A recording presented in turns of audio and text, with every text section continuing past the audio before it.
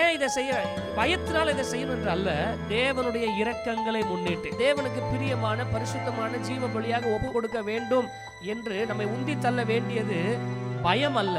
எது உந்தி தள்ள வேண்டுமோ? 1 தெசலோனிக்கேயர் 4வது அதிகாரத்தில் 3, 4, 5 வசனங்களை வாசிக்கலாம். எதை நம்ம கனமா ஆளணுமா, எதை நம்ம பரிசுத்தமா ஆளணுமா சொல்லுங்க.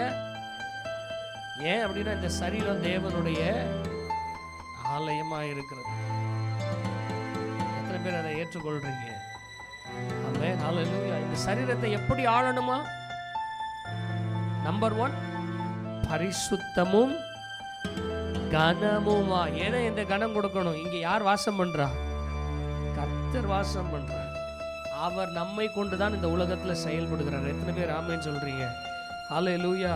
ஆண்டவராகிய இயேசு கிறிஸ்து உங்களையும் என்னையும் அவருடைய ஆலயமாக தெரிந்து கொண்டு நம்மை கொண்டுதான் கர்த்தர் செயல்படுகிறார். எத்தனை பேர் விசுவாசிக்கிறீங்க?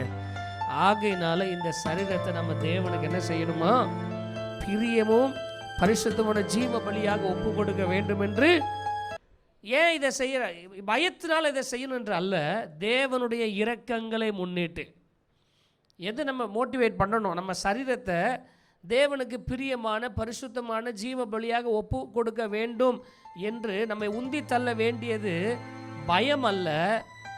எது உந்தி தள்ள வேண்டுமா? தேவனுடைய இரக்கம் எனக்கு கிடைச்சிருக்குது, நான் அதிகமாய் அவருடைய இரக்கத்தை பெற்றிருக்கிறேன், அன்பு கூறப்பட்டிருக்கிறேன். ஆகையினால் அன்பினால் நான் என்ன செய்ய வேண்டும்? ஒப்பு கொடுக்க வேண்டும். நாம் அன்பினால் பிரியப்பட்டு நாம் செய்யாத எந்த ஒரு ஆராதனையையும், எந்த ஒரு கொடுக்கிற காரியமாக இருக்கட்டும், பிரயாசமாக இருக்கட்டும், எதையும் ஆண்டவர் அங்கீகரிக்கிறது அல்ல. அப்போ இந்த வசனத்தில் அப்போஸ்தலனாகிய பவுல் சொல்றார், இதை தான் புத்தியுள்ள ஆராதனைன்னு சொல்றார். நம்முடைய சொந்த சரீரத்தை நாம் அவருக்கு ஒப்பு கொடுக்குறோம் பாருங்க, பரிசுத்தமும் தேவனுக்கு பிரியமான பலியாய். அதுதான் புத்தியுள்ள ஆராதனை.